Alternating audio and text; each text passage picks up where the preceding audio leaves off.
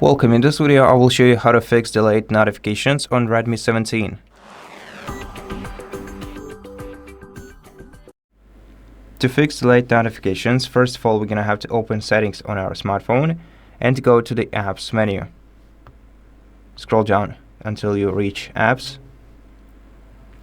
Go to background auto start and enable it for crucial applications.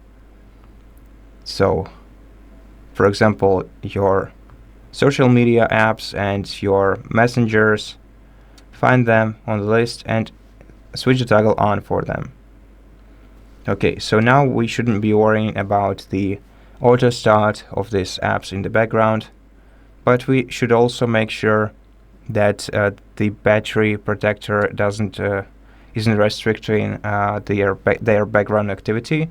To do that, in the apps menu we're gonna have to once again find these applications, then go to power and then set battery saver to no restrictions on each application which notifications delay we want to fix.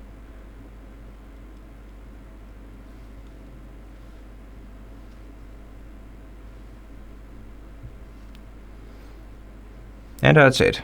Thank you for watching this video. If it helped you, please consider subscribing to our channel, leave us a like and a comment below, and I'll see you in the next one.